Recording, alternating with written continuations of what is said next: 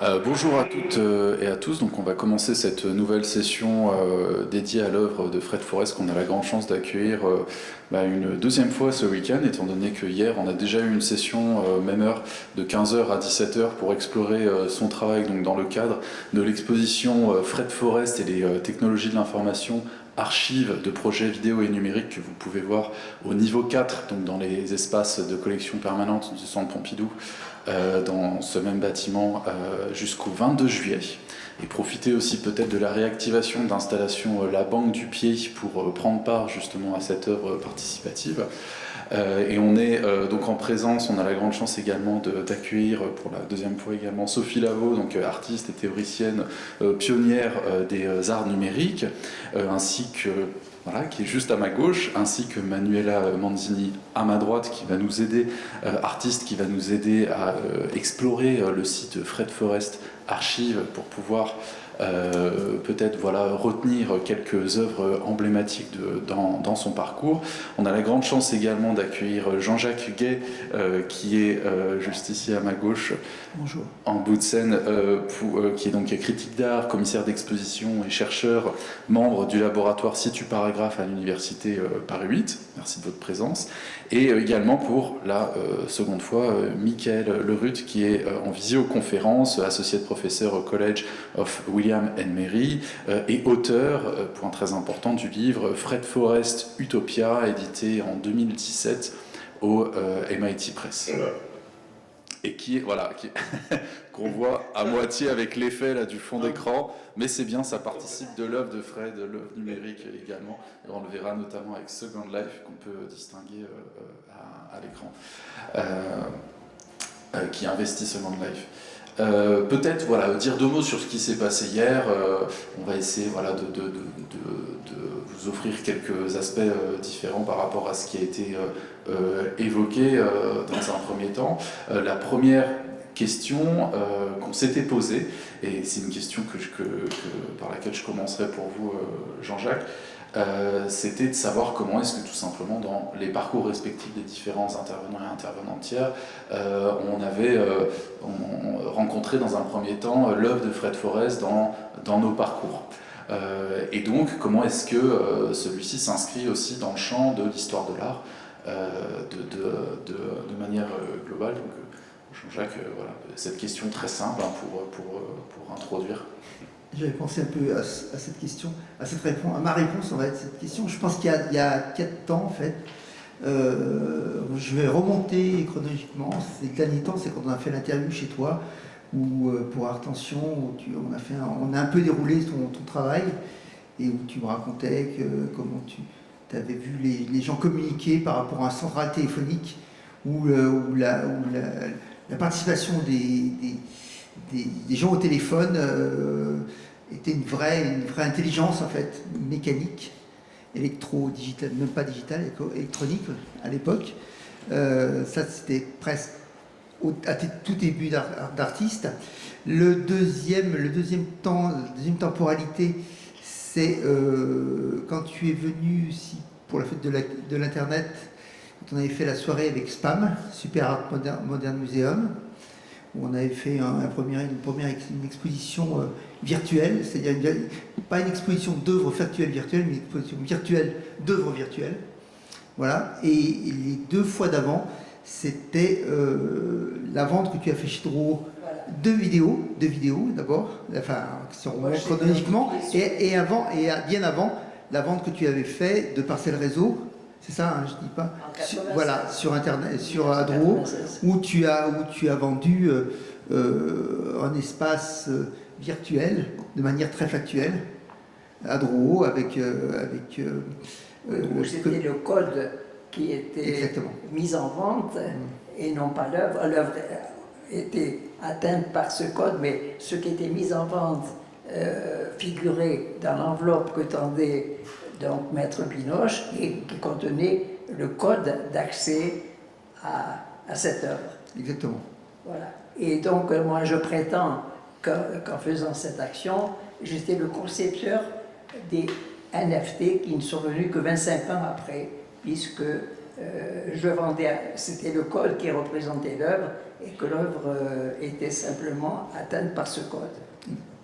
Alors cette histoire, elle est intéressante, j'en profite peut-être pour te donner la parole, Sophie, autour de cette idée de lien entre la question très contemporaine des NFT et celle de la blockchain, évidemment, qui n'existe pas encore dans les années 90, mais avec Parcel Réseau, et donc la vente de cet espace. Effectivement, où Fred, tu avais repris un tableau écran que tu avais vendu, dont tu avais vendu le code en ligne aux enchères. Sophie, tu as pensé à ce lien avec des questions plus contemporaines, effectivement, pour la production de Fred, par Fred, du NFT Archaeology. Oui, tout à fait, tout à fait. Alors, bon, pour répondre un peu quand même rapidement à ta question, alors je suis un peu désolée par rapport aux personnes qui étaient là hier, mais c'est vrai qu'il y aura peut-être des redites, mais enfin je pense que c'est pas si grave que ça. Donc en fait, moi j'ai rencontré, je dirais physiquement, Fred, parce que j'avais vu une exposition de lui à la galerie d'Anguy en 1994, et à laquelle j'avais rien compris, en fait, je vais vous dire honnêtement. C'était quelque chose donc sur le territoire du mètre carré, et ça m'avait beaucoup interrogé, mais ça m'avait laissé perplexe.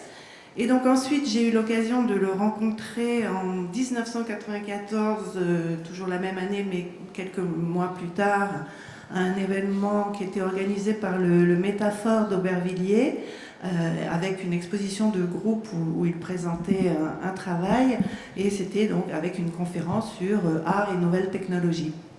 Donc ce qui m'intéressait évidemment, j'étais présente. Et ensuite, donc, voilà,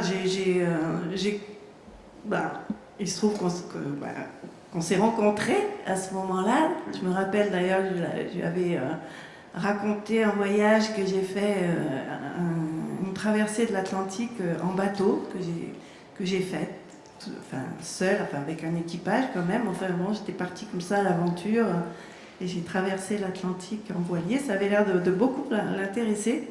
Voilà, et donc, ensuite, il avait perdu mon numéro de téléphone, en fait, ce qui est quand même un comble pour un artiste de la communication. Et bon, finalement, son numéro, je l'avais garé. Voilà, il l'avait garé, il ne trouvait plus à me joindre. Mais bon, finalement, je ne sais plus comment il s'est débrouillé, mais bon, en tout cas, on a finalement concrétisé, on va dire, cette rencontre. Notamment par une œuvre qui s'appelle Le Technomariage en 1999, qui est une œuvre vraiment de collaboration, puisque on est les co-auteurs et même les coproducteurs aussi de cette œuvre. Donc on pourra peut-être vous en parler un peu plus tard. Voilà, alors tout ça pour vous dire que j'ai dans toutes ces années communes, de vie commune, j'ai appris bien évidemment à rentrer de plus en plus dans la complexité de cette œuvre qui effectivement est, je trouve, est déjà d'une originalité vraiment singulière, si c'est pas un pléonasme ce que je dis, mais bon. Parce que, et puis ce qui m'a tellement marqué et touché, c'est que Fred Forrest, il faut le savoir quand même, c'est quelqu'un qui n'a pas de diplôme, qui a juste un certificat d'études au départ, et qui donc n'a pas été formaté par une école d'art, par une université à apprendre ce que moi j'ai appris, puisque moi, quand je suis à la galerie d'Anguy, par exemple, j'étais étudiante en art plastique. On ne m'avait jamais parlé de Fred Forrest. Aucun enseignant ne m'en avait parlé. Et lui, en tout cas, toute la culture qu'il s'est faite, il l'a faite lui-même, en allant chercher lui-même les informations dans des bouquins, dans des livres à l'époque, etc. Et voilà, il est arrivé à intégrer une école d'art en tant que professeur à Cergy pendant, je ne sais plus, 10 ans ou 15 ans. Et ensuite à devenir professeur à l'université de Nice, Sophia Antipolis, en passant donc ce qu'on appelle un peu maintenant la validation des acquis par l'expérience, en passant un doctorat et tous les diplômes universitaires ad hoc. Et par rapport à son œuvre, et c'est sans doute pour ça que j'avais rien compris la première fois, c'est que c'est une œuvre, il a il a inventé comment faire de l'art finalement. Il s'est inventé lui en tant que personne, mais artiste, et il a inventé une façon de faire de l'art, et il se trouve que ça match complètement avec je dirais ce qu'il faut faire pour parler de l'époque dans laquelle on est actuellement, qui est une époque numérique. Donc lui, il est passé d'un espace, on va dire, un espace rétinien de forme et de couleur, celui qu'on m'a enseigné quelque part en art plastique, à investiguer un espace de l'information. Et ça, c'est un peu ce qu'on va vous dérouler en parlant des différentes œuvres et en expliquant comment il investit ces médias de communication et donc cet espace de l'information. Et donc, j'ai perdu un petit peu le film, mais je vais le retrouver. Oui, et donc, pour nous, les artistes du numérique, donc je fais partie, je suis une pionnière qui a investigué les technologies dites, notamment la réalité virtuelle, donc des notions comme l'interactivité, où on reprend les concepts d'œuvres ouvertes d'Umberto Eco que Fred revendique et a beaucoup travaillé, pour mettre finalement la perception de l'interacteur en action. C'est-à-dire que dans nos œuvres, grâce à des capteurs et des interfaces homme-machine, eh bien, on fait communiquer le public, souvent de façon ludique, mais pas que, bien sûr, avec des propositions d'images que l'on fait, donc qui deviennent interactives. Donc pour moi, j'ai compris pendant toutes ces années de vie commune, je suis rentrée petit à petit dans cette œuvre qui est vraiment complexe, et j'ai compris, donc il est passé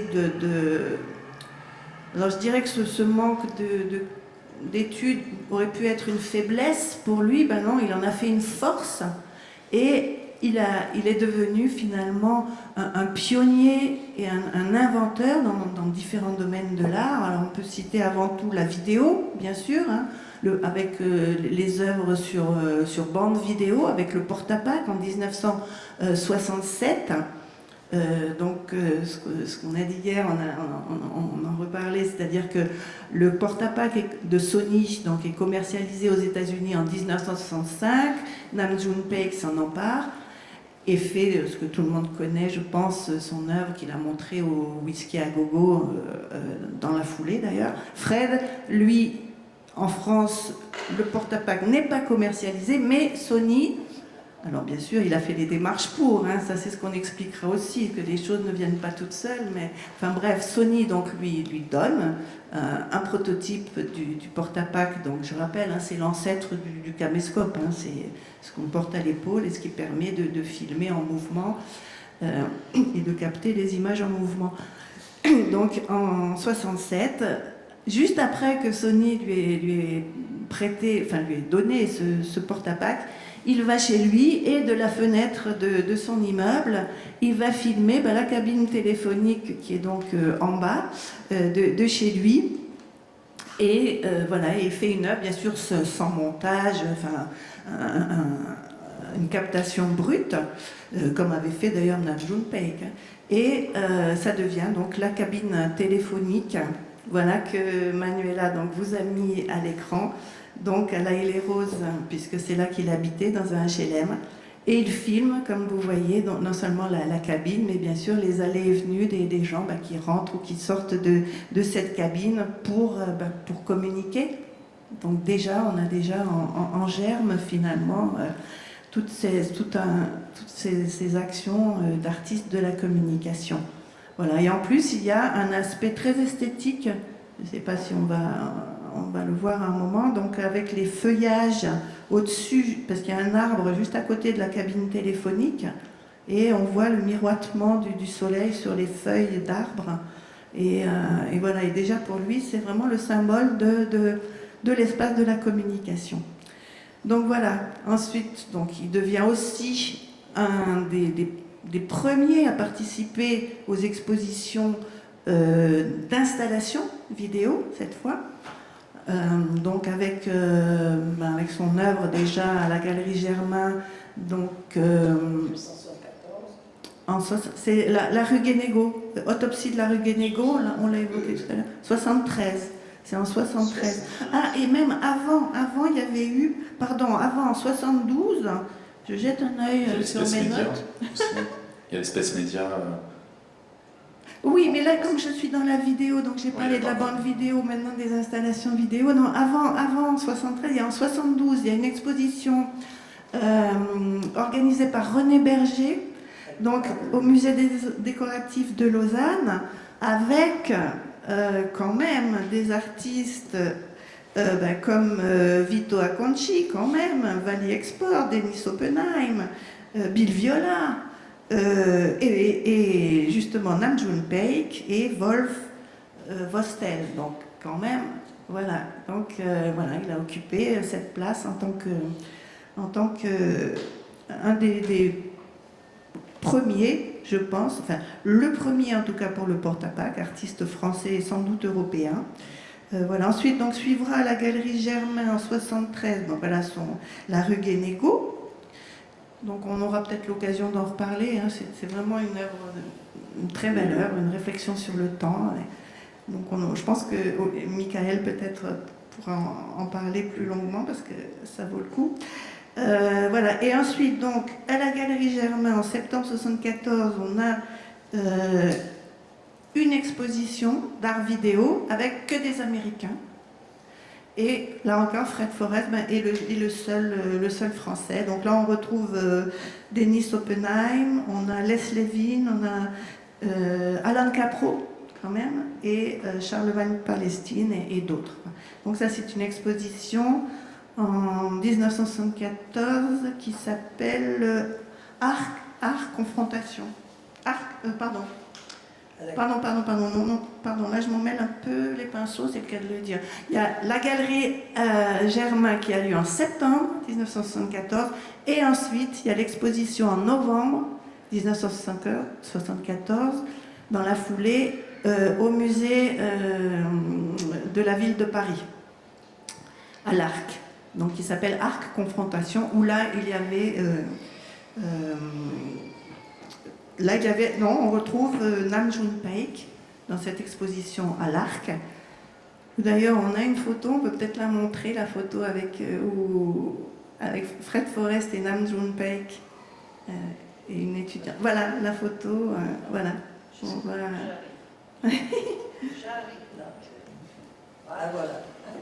Voilà, Fred Forrest et une étudiante. Voilà, et là, donc Fred Forrest a repris un petit peu l'esprit de la rue Guénégaud, de l'autopsie de la rue Guénégaud, qui s'appelle aussi Archéologie du présent, hein, qu'il avait montré à la Galerie Germain. Là, à l'Arc, il va montrer en fait l'avenue du président Wilson, donc, puisque l'Arc est situé avenue du président Wilson, et il fait une investigation socio-électronique de la rue grâce donc à une installation vidéo. Voilà, et alors pour en venir au NFT, donc voilà, je dirais qu'effectivement il occupe aussi cette place de précurseur finalement de l'art numérique. Et ça, je l'ai donc moi compris, donc bien sûr en tant qu'artiste du numérique, et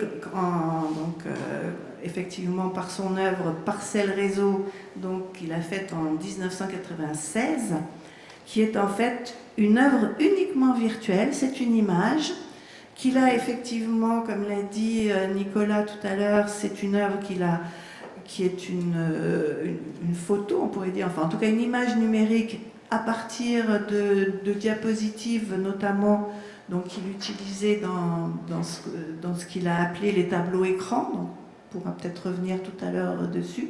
Et donc, mais cette œuvre, c'est une œuvre uniquement virtuelle, qui n'avait pas d'existence physique, même si elle s'est appuyée sur un tableau aussi qui s'appelle L'Homme Réseau, un des tableaux qui peignaient dans les années 60, en 66 très exactement.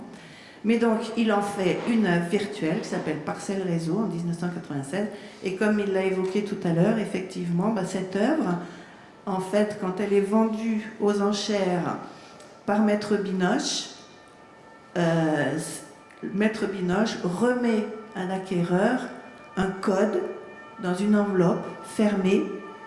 Et pour moi, à ce moment-là, voilà, j'ai fait le lien et j'ai compris que c'était le prototype d'un NFT, ce qu'on appelle les non-fungible tokens, c'est-à-dire ce sont des œuvres que l'on installe sur la blockchain, alors qui n'existaient pas bien évidemment en 1996. Donc là encore, c'est une anticipation qu'il fait de la technologie en 1996. Maintenant, nous, dans les années 2020, on a la blockchain et les non-fungible tokens, ce sont des œuvres virtuelles, donc numériques.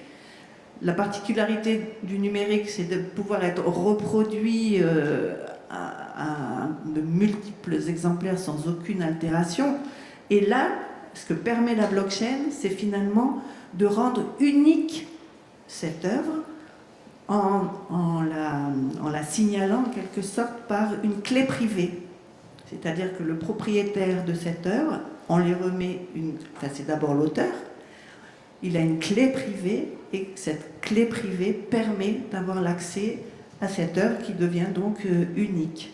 Mais en tout cas, pour moi et dans l'histoire, Parcelle Réseau, c'est le premier prototype du NFT. Alors peut-être là, il est peut-être le moment de dire qu'est-ce qui est devenu cette œuvre, quelle a été l'histoire de cette œuvre et qu'est-ce qu'elle devient aujourd'hui. Tout le monde doit se poser la question. Le NFT archéologie, Non, mais je parle de Parcelle Réseau. Ah, Parcelle Voilà, Réseau. je parle de l'œuvre qui a été vendue par Maître Binoche à Drouot. Mais justement, c'est peut-être, Michael, si tu veux répondre sur ce point-là, ça permettrait aussi de te poser la question, vu qu'on voit bien que c'est une œuvre complexe, celle de Fred Forrest, qui investit à la fois la presse, la radio, la télévision, les réseaux télématiques, la question du net-art, donc du digital notamment. Qu'est-ce qui t'a donné l'envie, tout simplement, d'écrire ce livre il y a quelques années? Quel était le processus dans tes recherches, les questions que tu as pu poser à Fred, et puis donc avant de répondre à cette question, peut-être effectivement répondre à celle de Jean-Jacques qui est très intéressante sur Parcelle Réseau. Qu'est-ce que cette œuvre est devenue finalement? Michael, c'est peut-être ou Fred va nous... Oui, il y a beaucoup de bonnes questions dans ce qu'on vient de dire. Pour Parcelle Réseau de 96, effectivement, je ne sais pas ce que cette œuvre est devenue, mais j'allais dire, ce qui est intéressant dans l'œuvre de Fred, c'est qu'il y a toujours cette tension, même décalage, si on veut, entre les actions de Fred ou bien les événements de Fred, deux concepts que Fred utilise pour parler de son travail. Il y a d'abord le concept d'œuvre système invisible. Donc l'œuvre est une espèce de système de communication, ou bien comme Sophie a dit tout à l'heure, c'est lié à l'idée de l'œuvre ouverte, et c'est invisible. Un autre concept que Fred utilise, c'est l'idée qu'il crée des événements transmédia qui traversent des médias différents sans lieu spécifique. Donc, pour revenir à NFT archéologie, qui n'est-ce pas la suite de Parcelle Réseau, on peut se demander décalage entre ce type d'œuvre système invisible ou d'événements transmédia sans lieu spécifique et ce commerce d'objets qui est une partie importante de l'art. Il y a un décalage. Donc, dans un sens, NFT archéologie, comme Parcelle Réseau, on peut se demander où est l'œuvre? C'est quoi l'œuvre? En fait, l'œuvre, ce n'est pas seulement NFT archéologie, ce n'est pas le code, c'est tout ce système de communication autour. C'est ça l'œuvre, en quelque sorte. Et puisque ce serait bien d'évoquer les antécédents de ces expériences, je pense par exemple, et je crois que ça date de 1974, j'espère que je ne me trompe pas, Manuela, mais c'est le vidéoportrait du collectionneur en temps réel, qui me fait beaucoup penser à ce réseau et à NFT archéologie. Alors, c'est quoi? Donc, Fred va mettre en vente aux enchères ce vidéoportrait du collectionneur en temps réel. On voit dans le catalogue de la vente une description technique de la bande vidéo. Mais effectivement, c'est quoi l'œuvre? L'œuvre, c'est la vidéo que Fred fait lors de la vente. Donc on voit Fred dans la salle qui fait des plans sur chacun qui donne un prix, et la vidéo s'arrête provisoirement, on peut dire, sur la personne qui a proposé le prix le plus cher. Donc c'est possiblement, est-ce que l'œuvre est vraiment la bande vidéo? Donc l'œuvre est tout cet échange de personnes, c'est ce rite social de la vente aux enchères. C'est une réflexion critique sur ce qui peut être vendu, pas vendu, et toujours avec le sens de l'humour vraiment unique de Fred Forrest, parce que on mentionne que l'acheteur a l'obligation, après l'acquisition de la bande vidéo, de se faire filmer lui-même 3 fois en mangeant 3 repas. Donc, c'est des réflexions sur l'art comme un produit de consommation de luxe. Et bien cet exemple, si on cherche dans les archives de Fred, on voit toujours qu'il y a, avec ces choses qui sont très actuelles, très récentes, comme les NFT, il y a toujours des antécédents qui remontent assez loin. Et c'est très génial. 2 autres choses que j'allais dire. Fred, n'est-ce pas? Fred, c'est aussi un personnage. Et une chose qui fait partie du personnage de Fred, il est littéralement le facteur cheval de l'art contemporain. N'est-ce pas? Parce qu'il a commencé la vie professionnelle comme fonctionnaire de PTT. Mais parfois, quand on répète un peu ces éléments de son personnage, on peut négliger la profondeur théorique, la profondeur philosophique de l'œuvre de Fred. Je peux mentionner d'ailleurs que Fred, il est aussi auteur de livres très intéressants, comme un livre qui m'a beaucoup impressionné pour un art actuel, l'art à l'heure d'Internet. Si on regarde par exemple le manifeste de l'esthétique de la communication, dont Fred est l'auteur, il y a une sophistication théorique.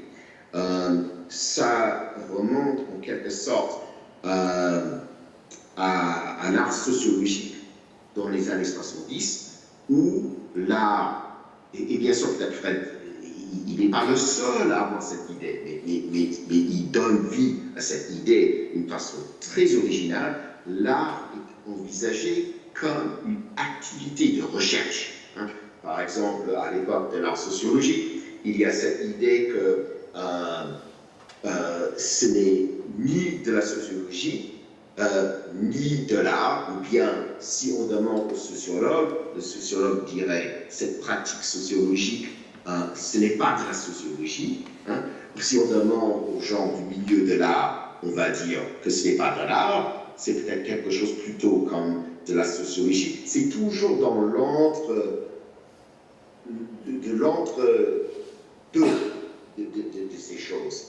Et j'allais dire que si on pense au parcours de Fred, il a toujours attiré l'attention. Bien sûr, il a des alliés dans le milieu de l'art, mais il a toujours attiré l'attention de philosophes et de théoriciens qui ne sont pas forcément ou exclusivement du milieu de l'art.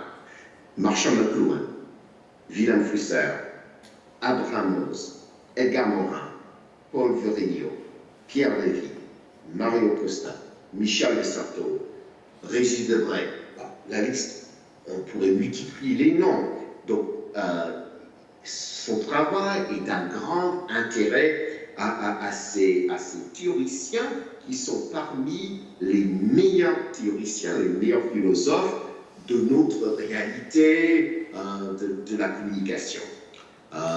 Je vais peut-être m'arrêter là parce que là, je commence à perdre le fil de... Et par rapport à tes propres méthodes, oui. Ta propre méthode dans les recherches que tu as pu mener pour la rédaction de ton livre, parce que là tu parles effectivement de cet intérêt pour la recherche, je trouve ça intéressant toi-même en tant que théoricien et auteur que tu retiennes cet aspect-là. Évidemment, c'est des auteurs et des autrices que tu as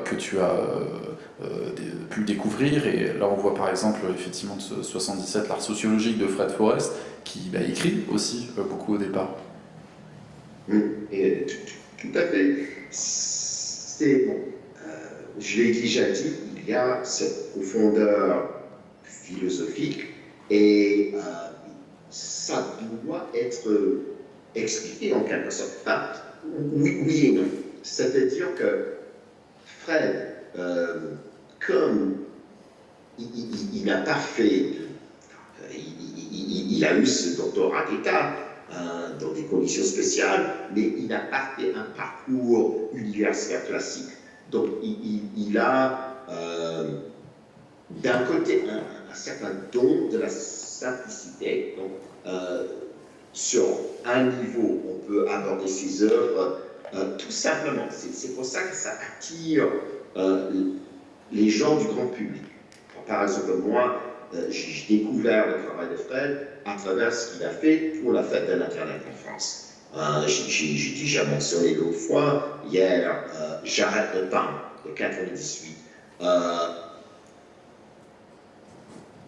Eh bien, en parlant de communication, on a un petit problème de diffusion.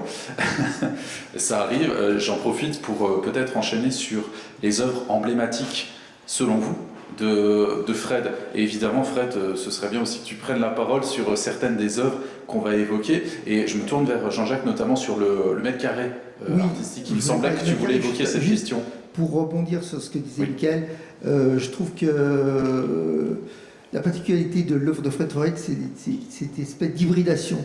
L'hybridation des médias, l'hybridation des formes, l'hybridation. C'est pour ça que tout à l'heure je voulais parler aussi de Parcelles Réseau. Je dis qu'est-ce qui est devenu Parcelles Réseau, c'est-à-dire que comment est parti dans cet ordinateur de Nart qui avait racheté cette œuvre-là, quand c'est plus ou moins perdu. Comment, voilà, donc qu'est-ce qu'elle devient, comment que ça peut ressortir et comment ça devrait aujourd'hui même intégrer une collection d'État. Et on a oublié de dire d'ailleurs ce qui est devenu Parcelles Réseau. Voilà, exactement. Donc voilà, donc c'est intéressant de voir comment cette œuvre qui s'est perdue peut revivre parce que l'artiste en a une copie, et comment cette œuvre devrait intégrer une collection d'État pour faire œuvre en fait, pour faire qui est aussi importante que d'autres œuvres de l'histoire de l'art. Moi, ce que je voudrais...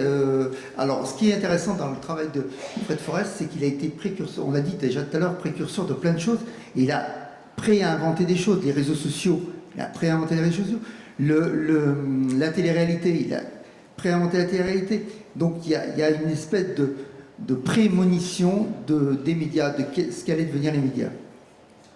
Donc, c'est peut-être aussi ça qui a fait aussi peur dans le travail de Fred Forrest, c'est que les choses qu'il a annoncées prenaient forme dans un autre milieu, qui n'était pas le milieu artistique, c'était le milieu de l'entertainment, le milieu de l'industrie. Donc c'est ça. Moi, ce qui m'intéresse, enfin, ce qui m'a interrogé dans le travail de Fred Forest, c'est le mètre carré artistique, on en parle tout à l'heure. C'est comment l'artiste, du mètre carré artistique, le space media. Quand on avait fait une dernière interview sur Art Tension de Fred Forest, j'avais demandé que dans la revue, il y a un space media, qu'il puisse y avoir un dialogue entre les lecteurs et l'interviewé et l'artiste.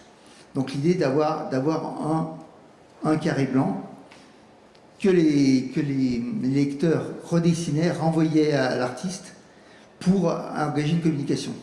Donc c'est cette idée-là, et comment cette idée, ce mètre carré artistique qui est la poêle blanche, qui est, enfin, Fred Forest, il a beaucoup travaillé sur tout son travail sur l'art conceptuel. C'est drôle de parler de quelqu'un comme ça qui est en face de soi.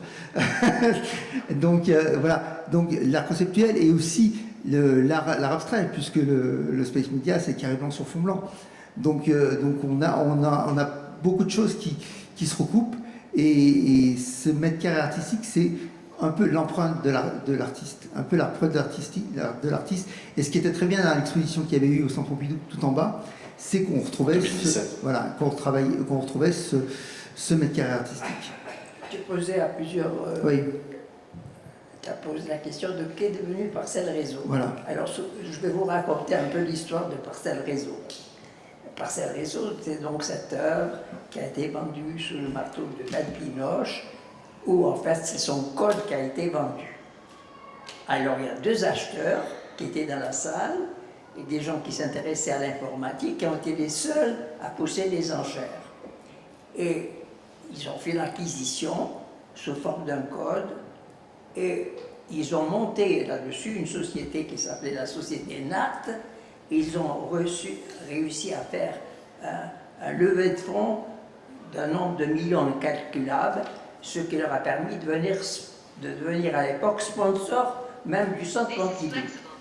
Mais malheureusement pour eux, au bout de 2 ans, il y a eu la bulle sur Internet. Alors que eux, leur société l'avait monté pour vendre des œuvres numériques en ligne, ils avaient même ouvert des bureaux à New York, et bien ils ont fait faillite parce que pour entrer dans la bourse, ça n'a pas marché.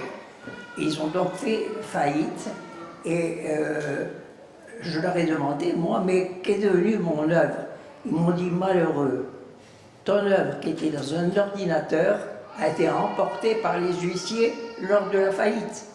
Et moi, je trouvais ça formidable, et pour cette œuvre, qu'elle disparaisse, enlevée par les huissiers. Mais attention, moi j'avais gardé un exemplaire d'artiste. Et c'est cet exemplaire d'artiste qui a donné lieu par la suite à la création du NFT. Voilà. Et NFT qui en plus pose lui-même tout un tas de questions autour de la préservation de ce nouveau patrimoine qui est immatériel. Et ce NFT-là, j'en ai fait donation après avoir, à titre de provocation, mis en vente, pas par l'intermédiaire d'un commissaire-priseur, pas par l'intermédiaire d'une grosse boîte. J'ai mis moi-même en vente cette œuvre, mais j'ai déterminé son prix moi-même sur le prix de l'œuvre emblématique de son nom m'échappe. L'artiste Beeple. Plus $1.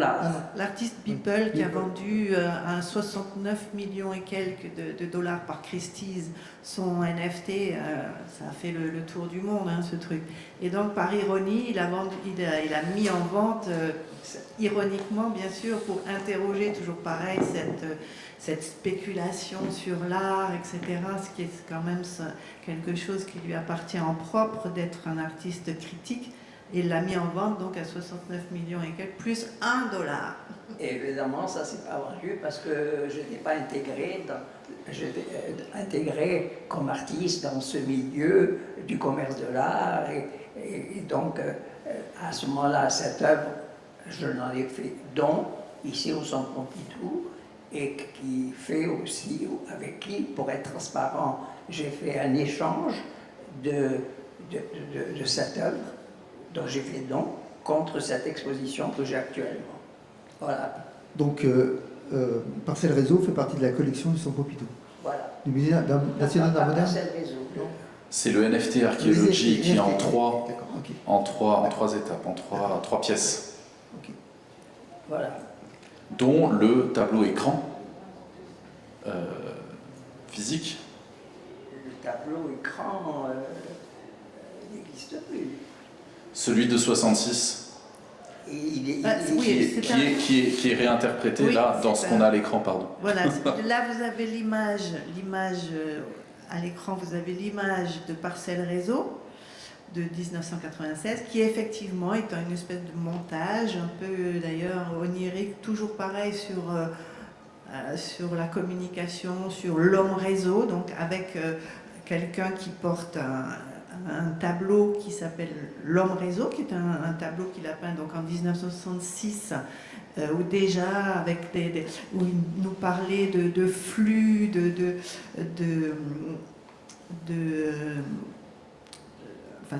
d'ondes, etc. Vous voyez les traits, etc. qu'il y a dans le tableau. Donc c'était déjà un univers imaginaire sur la communication. Donc ce tableau est introduit dans une œuvre numérique, virtuelle, qu'il a faite et qu'il a nommée donc Parcelle Réseau. Et ensuite, cette œuvre donc effectivement a été perdue. Fred avait gardé son exemplaire d'artiste et je l'ai retravaillé légèrement pour en faire aussi une espèce de portrait de Fred et qui s'appelle donc le NFT Archéologie qui a été fait en 2021. Donc voilà. Et cette œuvre, Parcelle Réseau, quelle est son antériorité? C'est que j'ai été peintre et bien avant, et j'ai utilisé un de mes tableaux sous forme de tableau écran. Alors, qu'est-ce qu'étaient les tableaux écran? Tu peux mettre les images, voilà. C'est-à-dire que moi, à l'époque, j'ai arrêté la peinture en soi parce qu'il me semblait que quand une œuvre était signée, elle était morte.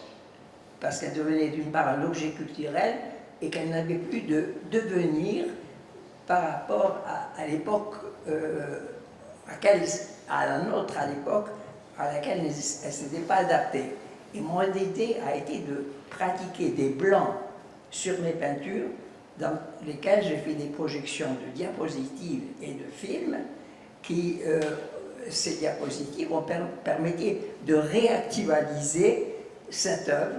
Et c'est un de ces tableaux écrans qui a servi de base à la réalisation de Parcelle Réseau.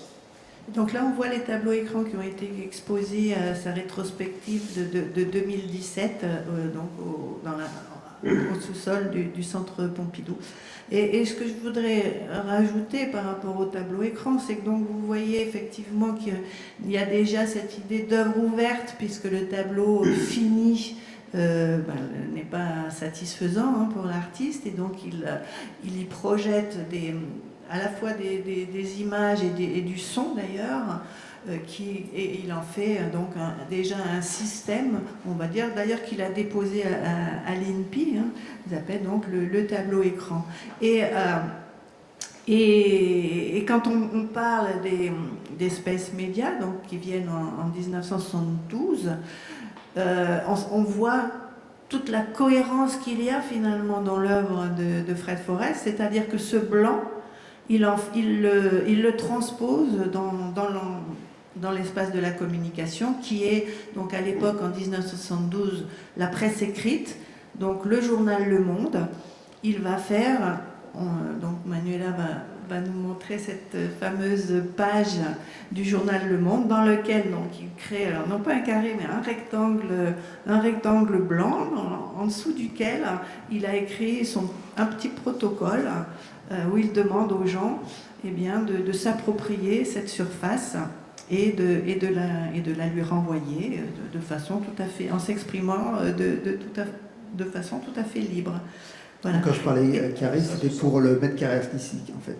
Pardon? Quand je parlais de carré blanc, c'était mètre carré artistique. Ah oui, Mais c'est et vrai donc que, après, c'est vrai que le Space Media, on l'a repris sur Attention, c'était un carré. En fait, c'était un carré, c'est pour ça que... Mais hier, Sophie, c'était intéressant parce que tu faisais toi-même le lien avec Malevich. Ah oui, tout à fait, je suis tout à fait d'accord avec toi. Moi, je le revendique aussi toujours, de dire que pour moi, voilà, bon là on en voit un autre, c'est pas dans le journal Le Monde, pardon. Dans une revue russe qui tirait à l'époque, c'était Voilà. l'URSS, voilà. Voilà, le voilà dans le journal Le Monde. Et effectivement, pour moi, c'est un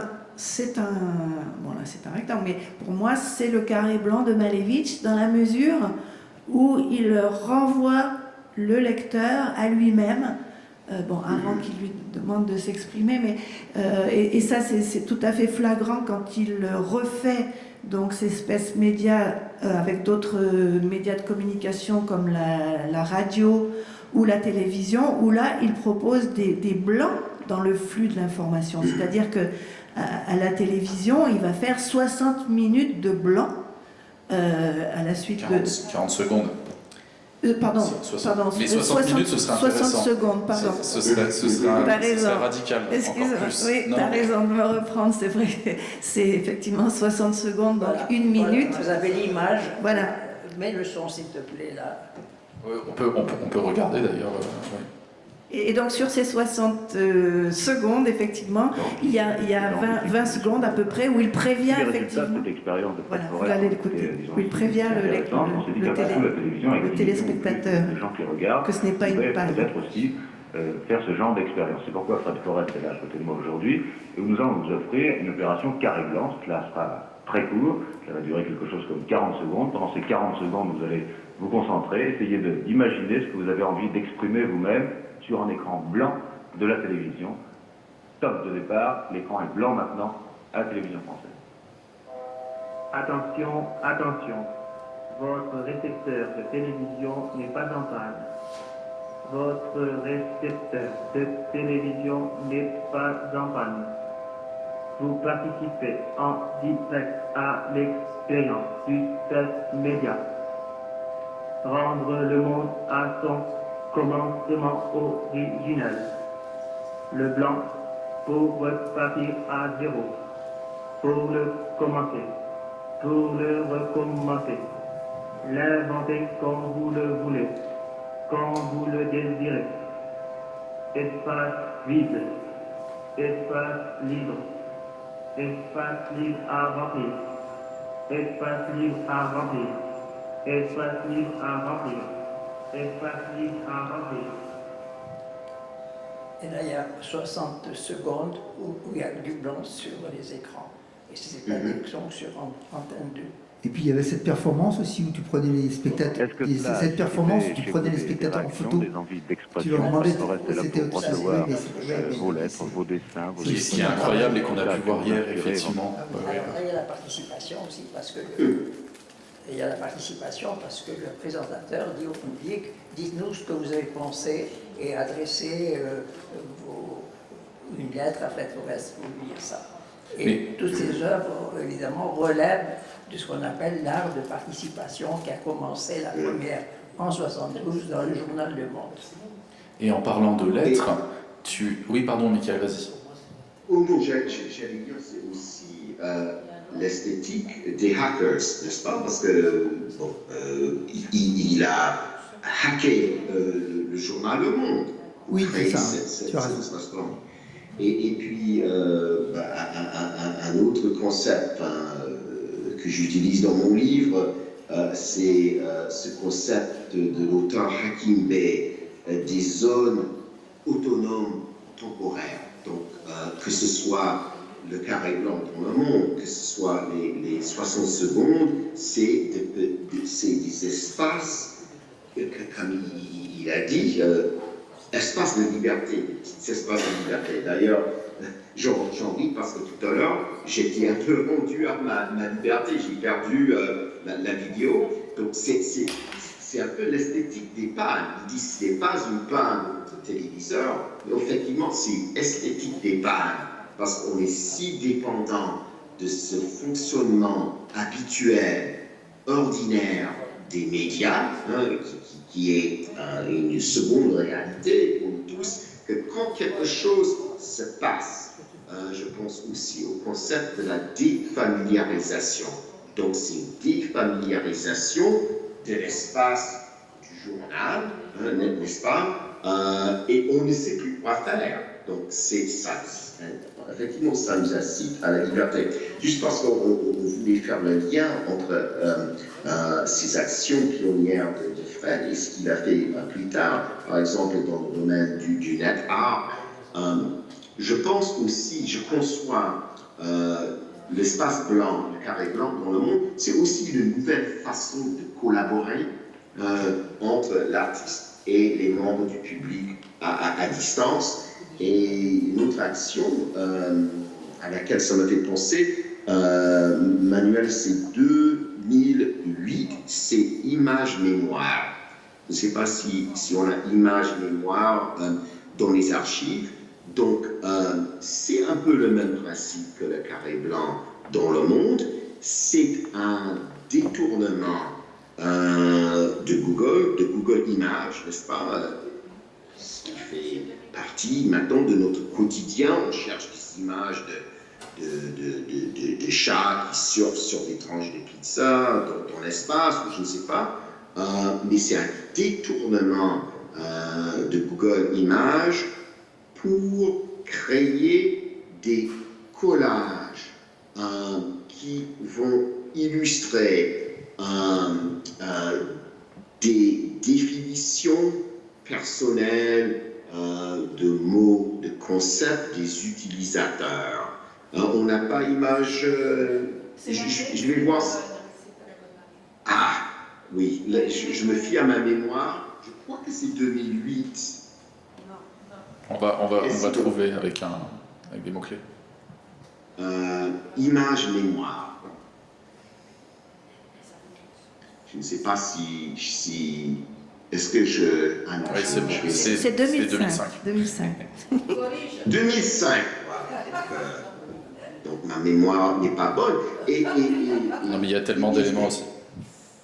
Ce qui est intéressant, je ne sais pas combien de personnes l'ont fait, mais Fred a invité les participants aussi de faire l'impression sur papier de leur collage, de leur image mémoire, détournement de Google Images, et de lui envoyer l'image papier qu'il allait signer. En fait, ils allaient co-signer comme co-auteurs de ces œuvres. Je trouve ça vraiment génial. Donc, c'est du relationnel, n'est-ce pas? Parce que on dit que 20 ans avant Nicolas Bouillot, c'est Fred qui a expérimenté l'idée du relationnel dans l'art. Mais relationnel, collaboration à distance entre l'artiste et les membres du public. Et tu fais bien de mentionner le terme co-signé, parce que si on prête attention à la version du Monde de Space Media en 72, donc ce rectangle blanc, il n'est pas si blanc que ça. Il y a quand même Fred Forrest en bas à droite. Tu signes le Space Media dans le Monde. La page. Tu la signes quand même, parce qu'il y a ton nom en bas à droite. Ce qui donne l'idée à certains par envoi postal, lorsqu'ils annotent cet espace, lorsqu'ils se l'approprient, suite à tes indications, ils barrent aussi ton nom à certains moments, pour pouvoir eux-mêmes signer en fait cet espace que tu leur offres. Je ne comprends pas ta question. En fait, la page du Monde, l'espace blanc, peut-être que Manuela va la retrouver, en fait, tu l'as signé en bas à droite dans ce rectangle blanc, effectivement. C'est une erreur. C'était une erreur. C'est une erreur parce que je m'approprie cette œuvre alors que je voulais que ce soit une œuvre vraiment de participation et qu'elle appartienne à ceux qui la font. Mais par la suite, quand j'ai fait des blancs, je ne les ai pas signés. Effectivement, les autres versions ne sont pas signées. Voilà. Ouais. Pour ça, j'ai insisté sur le Monde. et qui a une intervention qui s'est déclinée, vous l'aurez compris, en plusieurs, voilà, dans plusieurs médias, à la radio, à la télévision, et qui fait complètement sens par rapport à ces supports qui deviennent participatifs dans l'œuvre de Fred Forrest, à travers aussi des installations comme plus récemment la Banque du Pied, qui avait pris une forme différente pour l'exposition au Centre Pompidou en 2017, et que, encore une fois, vous pouvez voir dans l'espace au niveau 4 en ce moment. Peut-être juste pour revenir sur le NFT Archaeology, tu confirmes donc qu'il y a bien 3 éléments dans le NFT Archaeology. Oui, Il y a la lettre, oui, absolument. le tableau écran, Oui. qui avait été exposé d'ailleurs aux côtés du NFT Archaeology, où on te voit dans l'œuvre en fait, que tu as modifiée à cette occasion. Voilà. Est-ce que tu peux nous mettre la photo du téléspectateur? Parce que les images sont passées, mais les uns les autres parlaient et on ne comprenait pas. Alors, cette vidéo a été faite alors que j'étais interrogé par la télévision belge et sur mon travail, et où je parlais abondamment de mon travail. Et enfin, de mon discours, le présentateur m'a dit: est-ce que vous pourriez faire une performance ici en direct pour nos téléspectateurs? Et là, vous verrez, je manipule à nouveau tout le public en prétendant qu'on peut faire une photo depuis la télévision alors qu'ils sont chez eux. Vas-y, mets la bande. On va la trouver. C'est quelle année?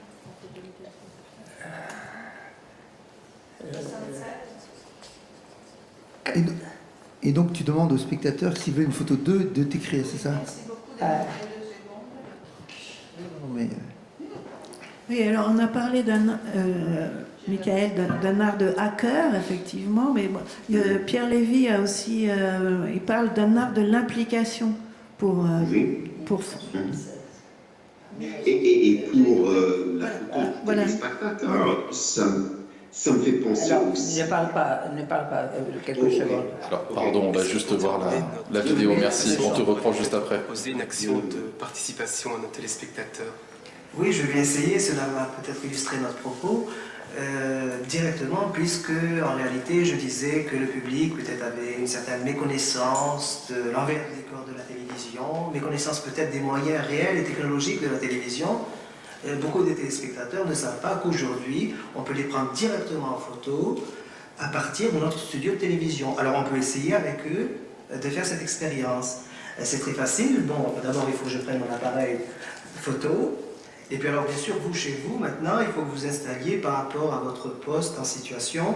Voilà, vous prenez une chaise par exemple, vous pouvez rester debout. Alors mettez-vous, voilà, c'est ça. Légèrement sur la droite. Attendez, là, vous mettez un peu de profil, vous arrangez un peu vos cheveux. Voilà, ne bougez pas. Attention, nous allons prendre la photo, hein, ne bougez pas. Je vous demande 1 minute de patience. Alors ne bougez surtout pas. Hein, il suffit de bien cadrer. Ça demande simplement un peu plus d'attention sur le plan technique. Vous êtes prêts? J'y vais. Voilà, c'est fait. Alors maintenant, ce qui est encore plus fantastique, c'est que vous allez pouvoir tous recevoir votre photo. C'est très simple. Vous allez écrire à la RTB Liège, émission vidéographie, Palais des Congrès, 4000 Liège. Je dis bien RTB Liège, émission vidéographique, Palais des Congrès, 4000 Liège. Alors là, que je vous dise, il y a une manipulation du public, c'est évident. Mais j'avais pris un accord avec la RTP de répondre à chaque demande, et Est-ce que pour un terminer nombre incalculable conversation, de tu demandes pourrais qui sont peut-être arrivées, proposer une action en de envoyant participation à nos aux demandeurs téléspectateurs? une je vais feuille essayer, dans cela laquelle il y va avait un illustrer personnage notre propos, avec sa tête directement, évidée, puisque, et je en disais, réalité, je bien disais sûr, que le on ne peut public pas vous peut-être prendre avait une en certaine photo depuis la méconnaissance télévision, de mais l'envers si vous voulez avoir votre méconnaissance peut-être photo, des moyens réels et technologiques de la votre télévision. photo d'identité et Beaucoup vous de la collez à cet téléspectateurs ne savent endroit pas dans ce qu'aujourd'hui, visage on peut les évidé. prendre directement en photo. Alors ça pose au moins deux points évidents quand on regarde cette vidéo de 76, c'est la question de l'humour, bien sûr, et de la participation. vis-à-vis des téléspectateurs et téléspectatrices, où tu les invites justement à prendre part à ton processus artistique. Tu avais déjà fait par exemple en 75 Téléchoc Téléchange, où là encore une fois tu intègres tout simplement certaines personnes, en l'occurrence à échanger des objets à la télévision. Peut-être est-ce qu'on peut revenir sur, selon Sophie, selon vous, Jean-Jacques également, sur des œuvres participatives qui ont été emblématiques dans le parcours de Fred. Oui, mais c'est là justement où le terme d'art d'implication a vraiment, je trouve, toute sa pertinence, hein, donc de Pierre Lévy. C'est parce que, voilà, Fred, en fait, dans toute son œuvre, en fait, son intention, finalement, c'est quelque part de déplacer le rôle de l'artiste, un producteur de contenu, à être ce qu'il a appelé entre guillemets, avec beaucoup d'humour, un prestataire de service, c'est-à-dire qu'il offre des possibilités, justement, au public de s'impliquer, de se mettre en mouvement, de se bouger. Alors, on l'a vu, même si c'est de façon ironique et que la technologie n'est pas encore prête pour le faire avec la photo du téléspectateur, mais par contre, des fois, il passe à l'acte, le lecteur du journal, ou quand il fait... il a fait une action, donc c'est en vidéo 3e âge, si je ne me trompe pas, c'est en 1975, non ? Où là,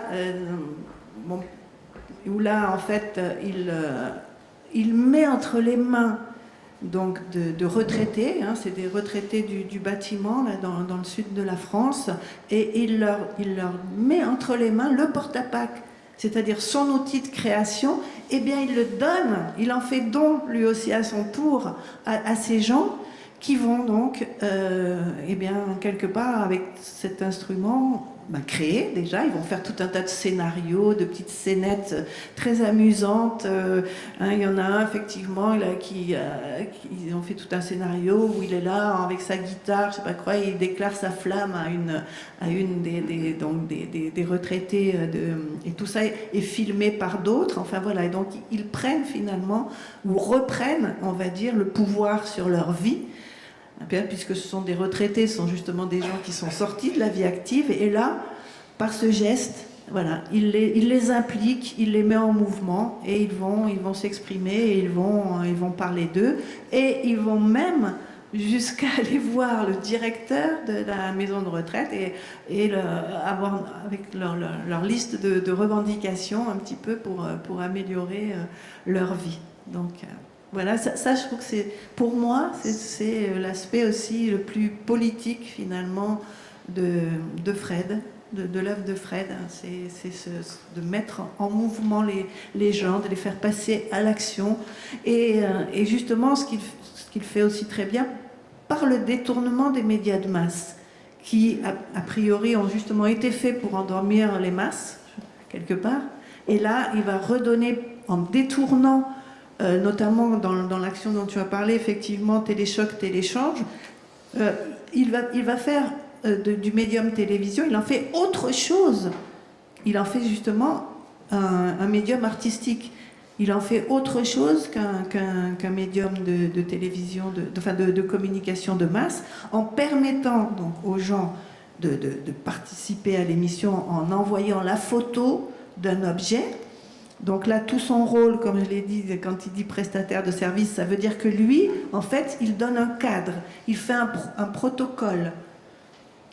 Et c'est ensuite aux gens à se l'approprier, ce protocole. Mais sans ce protocole-là, il n'y a non plus rien qui se fait. Hein. C'est-à-dire que l'auteur, il y a toujours un auteur de l'œuvre, même s'il y a des participants à l'œuvre qui vont la compléter et qui vont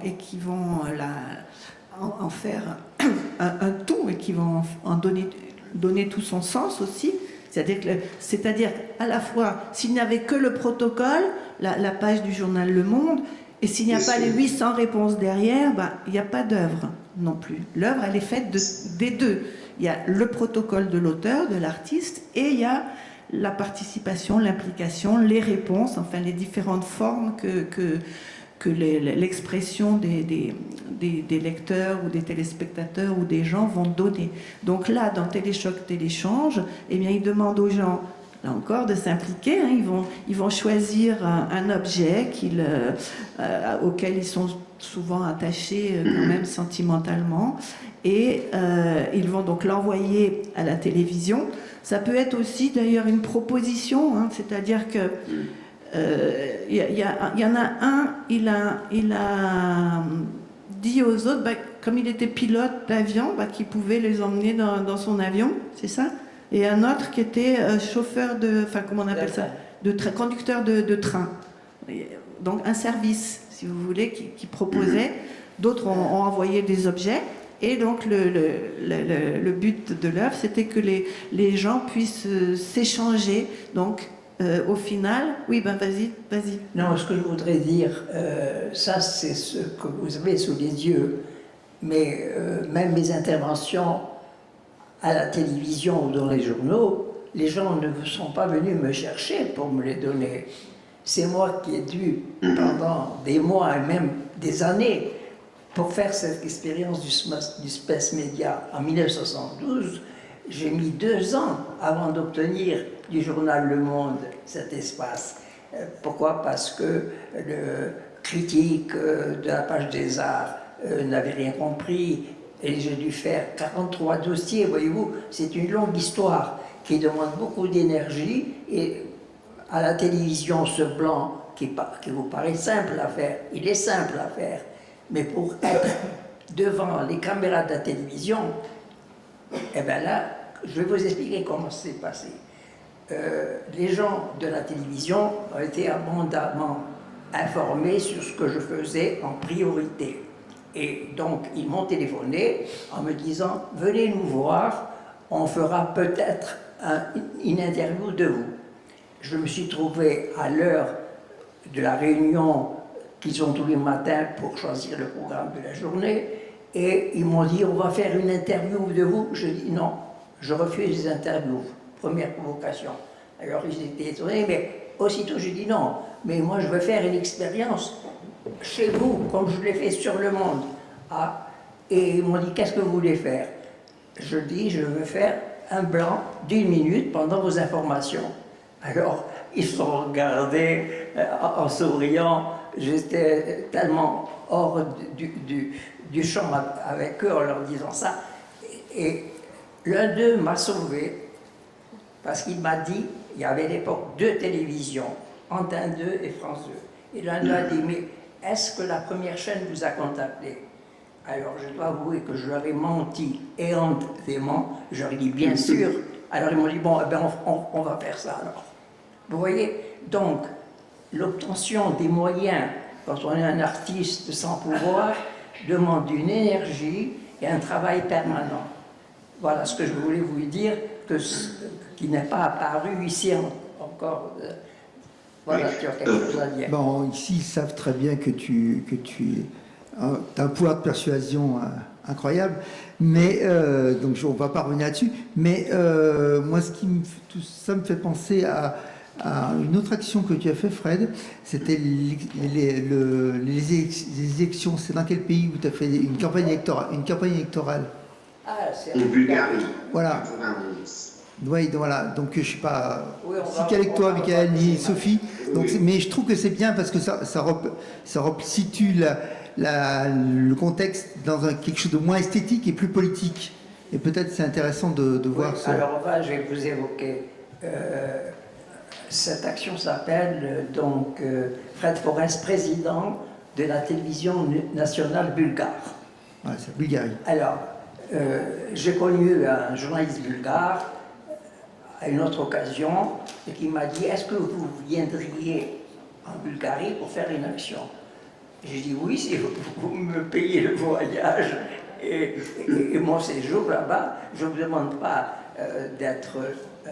d'avoir des honoraires. » Elle m'a dit « Bon, on va étudier ça. » Et une semaine après, il me téléphone, il me dit « Ça y est, j'ai trouvé quelle action vous allez faire. » En ce moment, se préparent les élections pour nous du prochain président de la télévision bulgare. Et vous allez vous présenter comme président. Donc, je suis arrivé Alors j'ai d'ailleurs préparé longuement cette intervention parce que d'abord je l'ai dit, mais je ne suis pas crédible. Moi je ne connais pas les conditions techniques de faisabilité de la télévision. On m'a dit, ah non, vous enseignez à la Sorbonne, on est un petit pays, ça nous suffit. Et donc j'ai pris l'avion et je me suis retrouvé là-bas. Et donc vous allez voir les images. Pendant une semaine, j'ai fait différentes actions en Bulgarie. Là, j'attends l'avion. On vient me chercher, mais le son. On peut peut-être revoir la vidéo depuis le début avec le son. C'est vrai que dans le montage, c'est très intéressant. Ah oui, ça c'est. J'avais fait des spots pour passer à la télévision bulgare. Voilà un spot.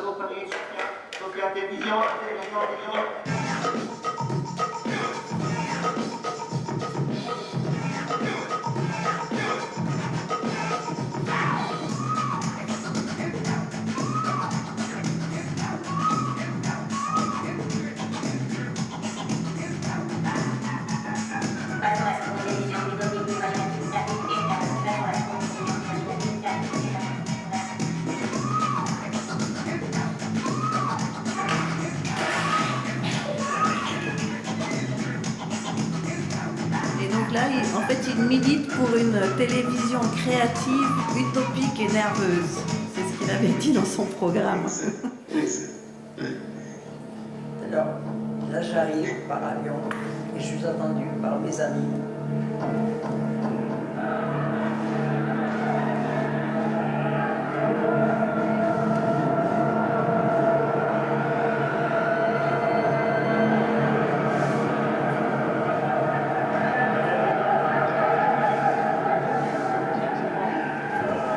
En retard. Et là, je l'avais demandé des musiciens pour m'accueillir.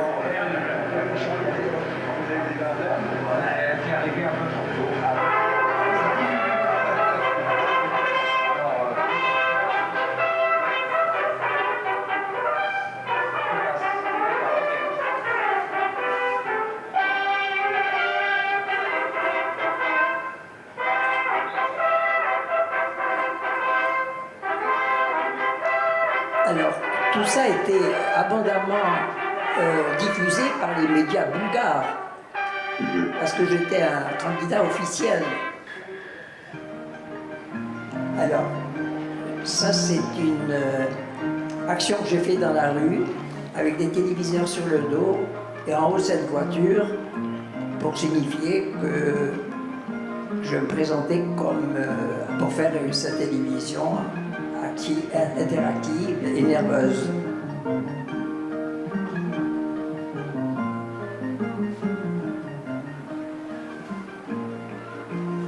Alors c'est les gens de l'opposition en Bulgarie qui m'aidaient parce que ça leur servait, bien sûr.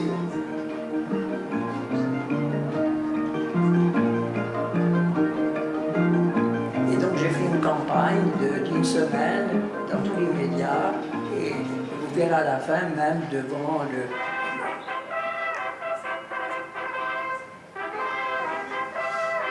Et c'est une belle parodie, n'est-ce pas, frère? C'est une belle parodie.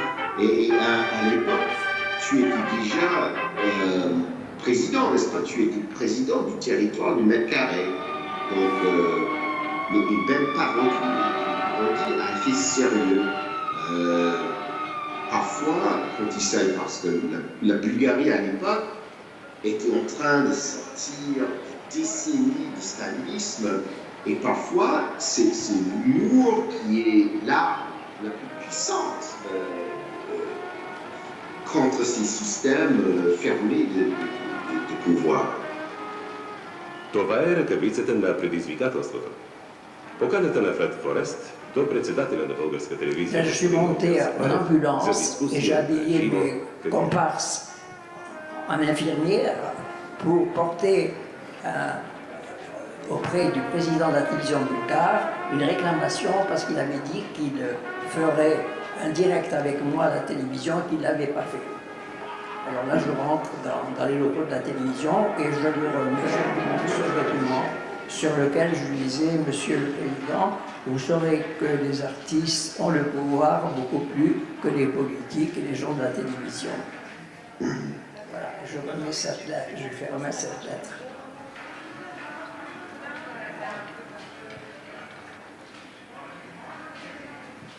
Et les images que vous avez après sont des images antérieures où il y a eu plusieurs réunions qui étaient faites dans la salle de presse nationale où j'ai tous les journalistes qui sont là pour parler de ma candidature. Alors, ce qui est intéressant, c'est que là, on est... Voilà, la salle de presse où il y a eu pendant plusieurs années tous les apparatchiks qui sont venus présenter leur Fred Forest zаяви: Аз не съм чиновник, нито технократ, най-малко политик. Аз се кандидатирам в качеството си на художник, артист и творец в комуникация. Затова предлагам веднага след моето избиране да се изгради необратимо една утопична, творческа, интерактивна и енергична телевизия. Не в Париж, не в Токио, а в София. Mais à Sofia, aujourd'hui. Човек, който търси пътища към предното хилядолетие. Alors le lendemain, bien sûr, ça passait dans la télévision. Il y a une image de la présentatrice de la télévision. Ça, je peux la passer maintenant. La présentatrice de la télévision de la première chaîne bulgare qui parle de... Voilà. Alors c'est traduit, ça, vous allez voir, c'est... От нас френският художник на комуникацията и преподавател в Сорбонския университет в Сорбоната по проблемите на мас-медиите, господин Фред Форест, е със специална задача, с интересна кампания, както той се изразява в България. Вниманието му, казва се, е насочено към българската телевизия. От днес господин Сапарев има сериозен съперник. На среща с журналисти, прочутият Фред Форест, човекът мас-медия номер 1 според френската преса, изрази желание да представи кандидатурата си за ръководител на българска телевизия. Всъщност става дума за утопична телевизия. Телевизия извън лапите на комерциалното и досадното политиканство. Телевизия създавана с нерв и артистичност. На бъдещите си поддръжници господин Форест каза, че няма да иска заплата. Жестът му трябва да се възприема като елегантна провокация, а амбициозната му цел е да се измисли нещо ново, нова телевизия, която да бъде за пример на презадоволените общества. А ново се ражда само там, където старото се отива. Господин Форест предложи задочно на господин Сапарев, без да го познава, разговор-дискусия между двамата на българския телевизионен екран. На въпроса дали прокламацията му не е шега, той отговори с сентенцията: за твореца не е от значение дали е сериозен или не, важното е да бъде отговорен. Alors, Sophie, tu me disais juste à l'instant que effectivement il y a un lien quand même entre l'esthétique qui est produite. On l'a vu dans le montage au tout début de l'autre vidéo qui anticipe toutes ces la société hyper industrielle que Bernard Stiegler avait identifiée à travers l'emprise des agendas électroniques qui occupent notre quotidien en tant que consommateur de biens culturels et tout simplement bons petits soldats.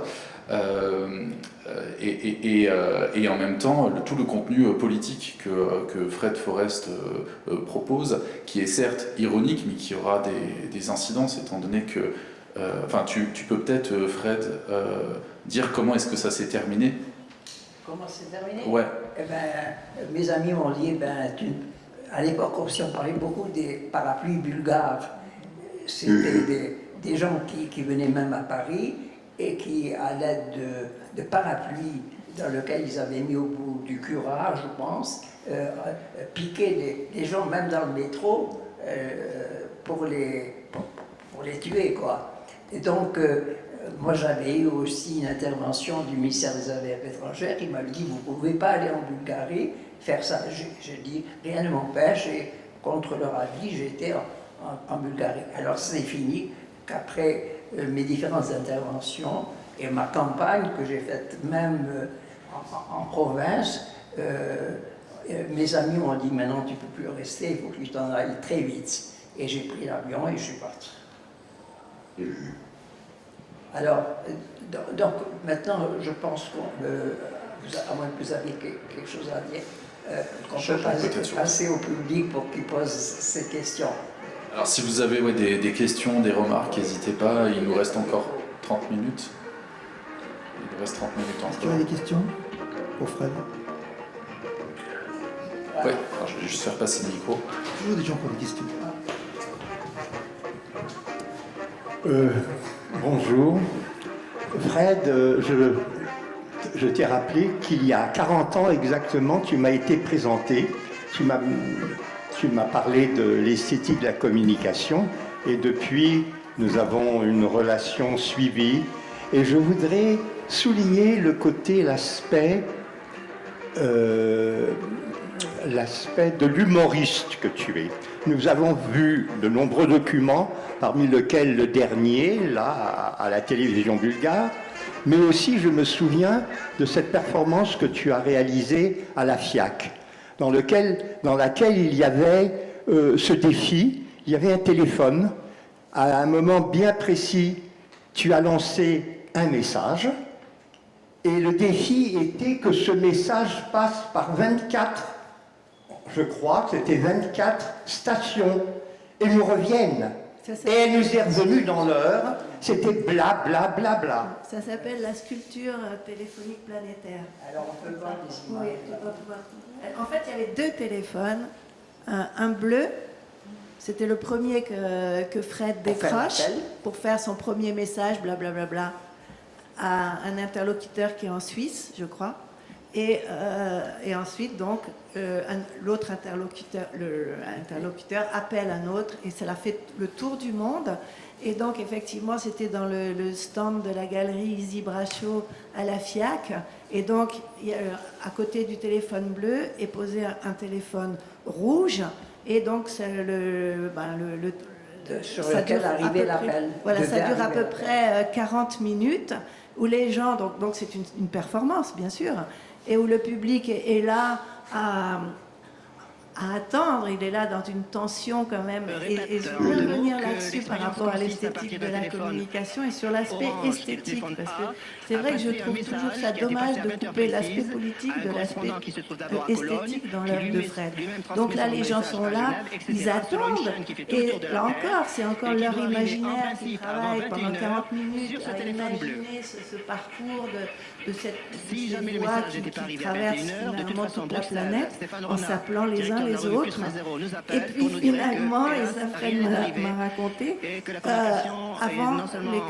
avant la fin des 40 minutes, un téléphone sonne et c'est pas le bon. Il y a un autre téléphone dans un stand à côté qui a sonné et les gens, ils ont une espèce de soupir de soulagement et d'émotion. Et puis tout le monde rigole parce que c'est pas le bon. Et en fait, après, le bon appel arrive sur le téléphone rouge et là, c'est à nouveau un deuxième soulagement et une émotion. On imagine l'émotion, bien sûr, esthétique. Et là aussi, ça souligne l'aspect multimédia de l'œuvre de Fred, puisque le son a vraiment énormément d'importance avec toutes ses performances, où notamment il a utilisé le téléphone. Voilà. Et Sophie, reprends la parole. Je pense qu'une autre performance dont nous avons eu le témoignage ici, c'est donc celle à la télévision belge, où très sérieusement tu invites tout le monde à faire une pause, enfin à être photographié. Donc ce qui est évident, c'est que très sérieusement, avec de nombreux clins d'œil et de sourires, tu nous invites à jouer avec toi. Et c'est cet aspect d'humoriste que je souhaite souligner maintenant. Merci Nathan. Je pense que les artistes, comme tous les gens, quand ils ont quelque chose à faire ou une performance, ils sont artistes, consciemment ou inconsciemment, c'est eux-mêmes ce qu'ils sont qui traduisent. Et les gens qui me connaissent savent que, poser la question à ma femme, que l'humour, chez moi, est une permanence. Oui, tout à fait. C'est une vision aussi un un regard toujours décalé, de toute façon, sur le monde, quelles que soient les circonstances de la vie tout à fait, on va dire, pragmatiques et quotidiennes. Et lui, il arrive toujours à en tirer effectivement un regard tout à fait décalé et humoristique. Et alors aussi, une constante qui est à la fois dans son œuvre et chez lui, c'est il est toujours dans l'imagination et il a toujours mille projets. Là, Maniela l'a dit tout à l'heure, donc le site, donc je vous encourage à aller voir l'exposition dans l'espace des nouveaux médias. Il y a à peu près, je crois, 250 actions, il y a à peu près 300 vidéos. En fait, il y a, je ne sais pas combien, mais il a je ne sais combien de projets inachevés qui ont été répertoriés dans une thèse qu'on peut trouver sur Internet, qui est la thèse d'Isabelle Lassignardi, donc des projets qui n'ont jamais vu le jour. Et lui-même, je vous dis, dans sa vie, dans la vie quotidienne, il a toujours 1000 idées et 1000 projets à réaliser au quotidien. Alors maintenant, je suis sûre, et vous n'allez pas me contredire, qu'il y a une autre question parmi vous. Voilà. Et d'autres mains qui sont levées. Oui, bonjour. Tout à l'heure, on a parlé d'ironie pour la campagne présidentielle à la télé bulgare, mais j'ai l'impression que,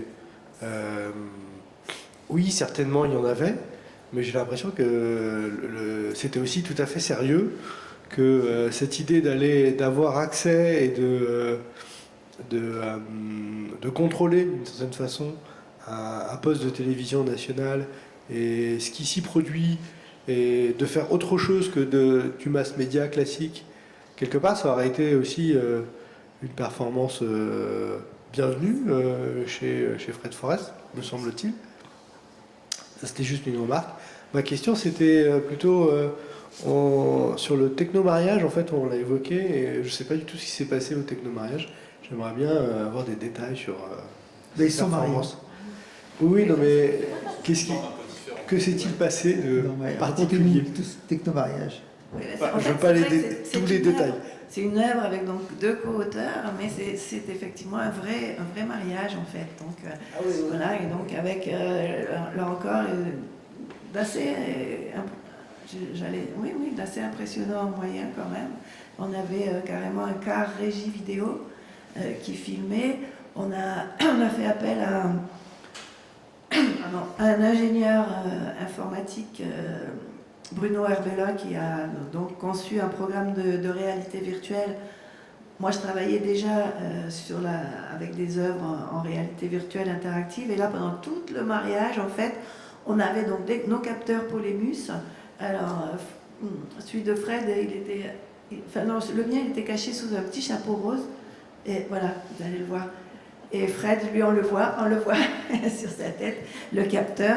Et donc, à chaque fois qu'on se regardait, on déclenchait de l'imagerie par nos gestes, interactivement en temps réel, de l'imagerie liée à des fleurs, des cœurs, ou des... Un programme auquel tu as participé étroitement toi-même. Voilà, où j'ai participé à la conception, où j'ai créé les images des 2 avatars que vous voyez. On avait aussi l'avatar du maire, là, qu'on voit en réel, André Santini. Voilà, on voit son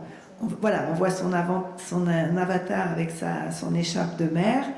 Et on voit donc nos 2 avatars donc, dans ce programme de réalité virtuelle qui était donc affiché sur un écran pendant toute la cérémonie d'un mariage, qui est un vrai mariage, hein, tout à fait traditionnel, entre guillemets. Par contre, quand même, les témoins, ils étaient à la fois physiques, dans l'espace physique, on en avait 3, et aussi à distance. Il y en avait un à Tokyo et l'autre à New York. Et Dorcas qui était à Chicago. À Chicago. Et Charles, l'autre, un compositeur qui était à Tokyo. Ce que j'ai voulu mettre en évidence, c'est l'abolition de la distance. À l'aide de cette technologie, maintenant, voilà, Michael est avec nous, alors qu'il est en Virginie. Et donc, dans cette vidéo où les témoins sont à distance, c'est le même problème qui est évoqué. Voilà, alors maintenant une autre question, s'il vous plaît. Bonjour, Bonjour. Merci beaucoup pour le moment en tout cas qui est formidable, auquel je suis très heureux d'assister. Peut-être être là, je trouve que c'est aussi dans une certaine ironie dans le combat qui a opposé Fred Forrest et le Centre Pompidou à travers tant d'années. Et c'est quelque chose qui est peut-être assez drôle et que j'aimerais, si tu le veux bien, cher Fred, dont tu nous dises un petit mot.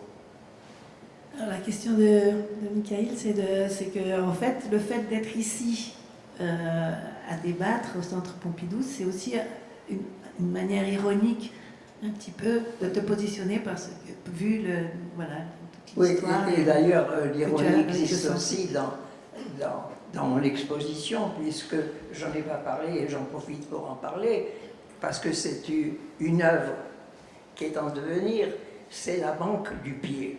Alors ça aussi c'est ironique que le Centre Pompidou fasse donner à ses adhérents des pieds, mais pour moi c'est une action très importante, non seulement parce qu'elle est en cours, et quand on me demande quels sont vos projets, on m'a demandé ça hier, je réponds que mes projets c'est ceux que je suis en train de faire. Et cette action est importante parce que c'est une action réseau. Et au moment où le Centre Pompidou va fermer, moi, je parie à quoi elle consiste. Et je vous invite à y participer. Vous prenez une feuille blanche, vous la mettez au sol, vous posez votre pied nu dessus et vous tracez autour son contour. Et une fois que vous avez fait ça, vous dessinez à l'intérieur du pied ce que vous voulez à l'aide de la technique que vous voulez.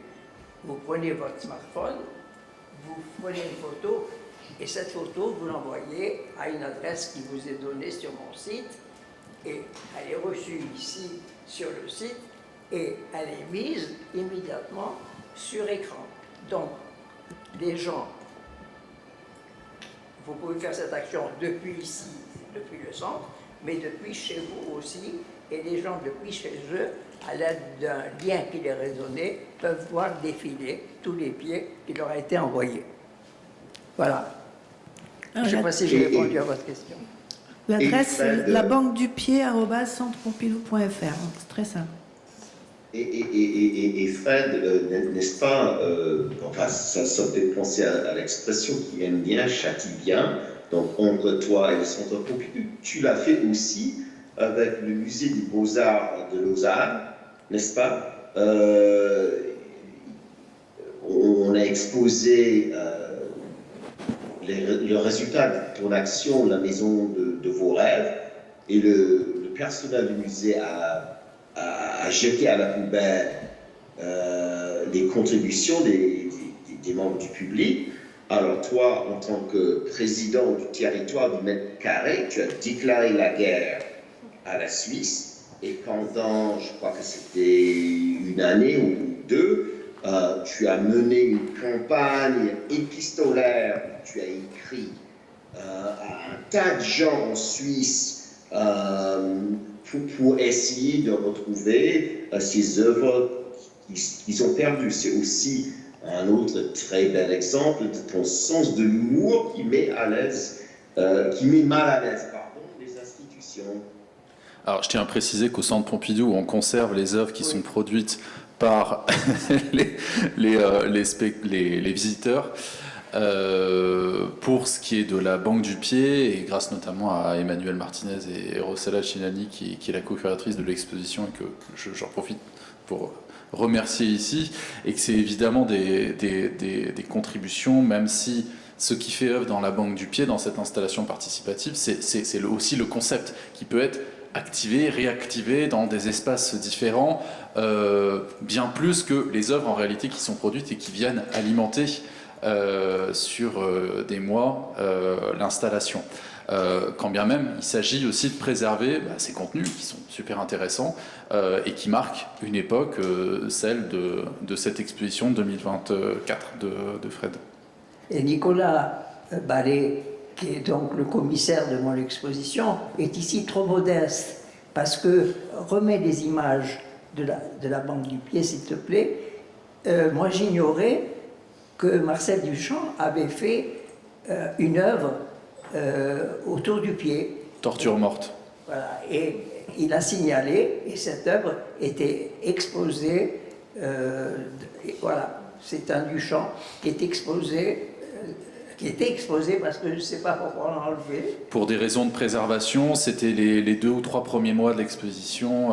C'est une sculpture de Marcel Duchamp qui était exposée juste à côté au niveau de la banque du pied pour faire ce lien humoristique, évidemment ironique avec ton installation, Fred, et en même temps, d'un point de vue très formel, ça correspondait à ce que tu proposais autour d'une œuvre qui est aussi très drôle, hein, celle de Marcel Duchamp de manière générale l'est, très ironique, évidemment très intelligente, anticipe des problématiques qui sont encore d'actualité aujourd'hui, et là en l'occurrence c'était un pied de nez face à la peinture comment dire, bien exécuter la peinture ancienne à travers le trompe-l'œil en disposant des mouches réelles sur ce pied en plâtre.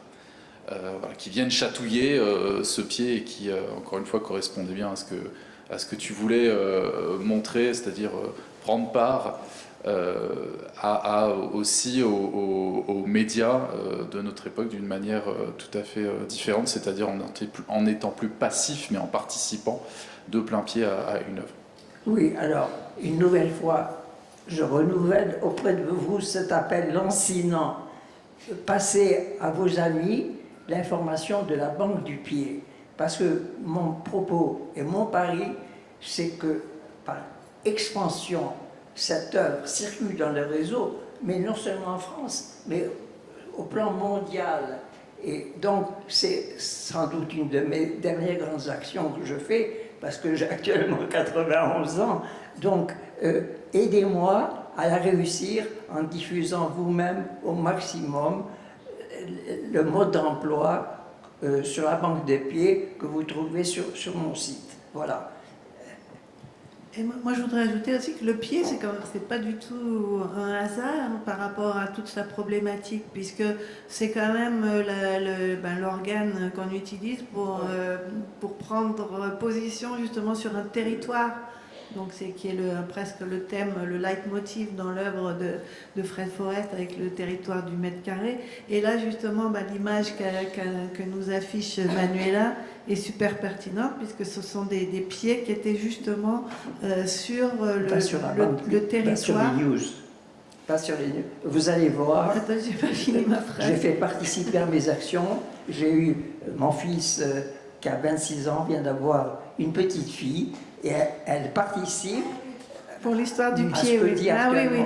Ah oui. Est-ce que tu as fait, un pied voilà, ce que j'étais en train de dire. Alors là, voilà. Voilà, on la voit, là, c'est ses premiers pas, là. Oui. Et le cri de victoire qu'elle... Fred, est-ce que tu as fait un... Elle se met debout pour la première fois. Fred, est-ce que tu as fait un pied? Non, un pied. Est-ce que tu as dans la banque du pied? Est-ce qu'il y a un pied de Fred Forrest? Est-ce qu'il y a ton propre pied? Est-ce que tu as participé? Bien sûr, bien sûr. J'ai reçu un nouveau pied de ta part et de Fred par mail il y a quelques jours, donc oui. Alors, donc, et alors, on ne retrouve pas. Bon, ça fait rien. Donc, bon, alors tu clôtures. Oui, peut-être on a le temps pour une question encore. Là, on a 5 minutes, 10 minutes. Si vous le souhaitez, profitez-en.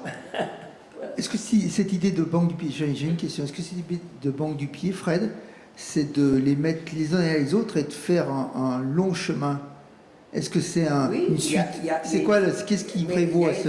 Il y a une photo qui figure ses pieds sur une route. Mais les différentes photos. Manuela, mais la banque du pied. Oui, mais il y a une photo. Non, ça fait rien. Tu en cherches une en particulier, Fred? Oui. De photos? Pardon? Tu cherches une photo en particulier de la banque du pied? Oui, celle où il y a tous les pieds qui marchent sur une route. Qui répond à la question. Voilà. Et on va trouver ça. Sinon, pendant qu'on cherche, est-ce qu'il y a une dernière question?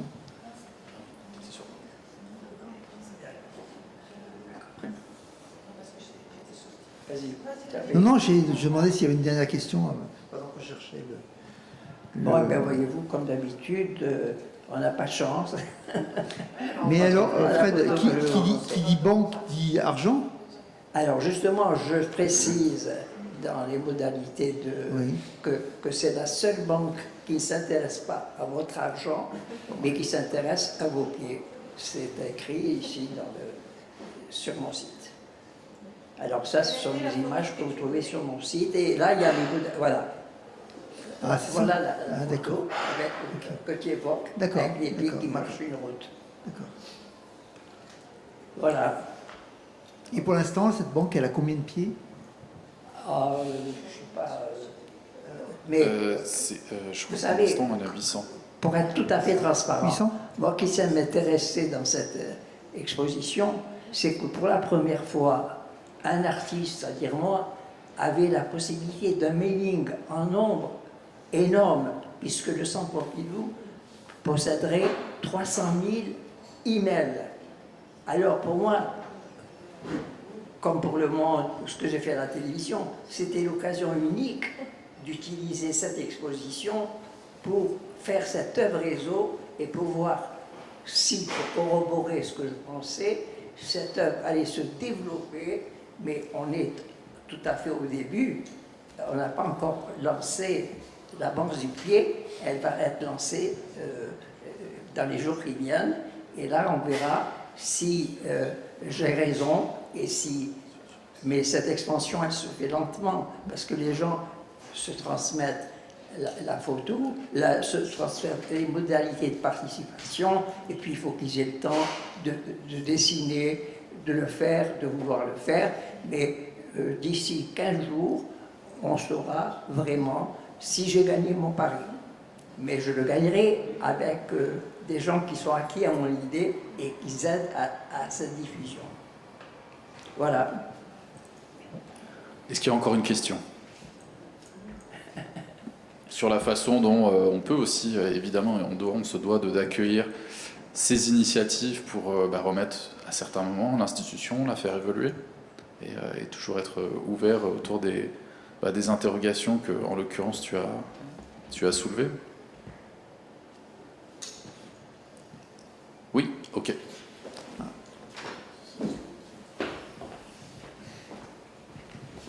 Non, mais je vois qu'une question, c'est le prolongement de la question de Fred Forest, c'est-à-dire que le Centre Pompidou va fermer, et est-ce qu'il va s'imaginer, est-ce qu'il se projette non plus comme un seul contenant, non plus seulement comme des murs, mais comme du contenu? Est-ce qu'il va mettre en œuvre des projets hors les murs, dans les réseaux, un peu comme ce projet final, ce projet participatif là de la Banque du Pied? Est-ce que c'est quelque chose que le musée envisage finalement, de prendre ce virage médiatique que Fred Forest a pris il y a fort longtemps déjà? Est-ce que le Centre Pompidou va devenir virtuel, tu veux dire? Est-ce qu'il va se développer dans les réseaux? Alors ce serait formidable d'avoir par exemple une installation en ligne, de faire aussi des expositions en ligne, et de manière générale on est en train de toute façon de trouver d'autres lieux pour continuer les expositions hors les murs, on serait bien obligé, et aussi d'autres types d'événements comme celui-ci pour valoriser certains aspects des collections, en l'occurrence le département Nouveaux Médias. Autre question, la dernière. La dernière, et c'est une citation dont je crois me souvenir, mais tu vas sûrement me corriger, Fred. Tu disais que l'ancien président du Centre Pompidou disait que c'était important d'avoir un casse-pied comme toi, entre guillemets, à ses côtés, mais qu'il n'en avait besoin que d'un seul. Un, pas plus.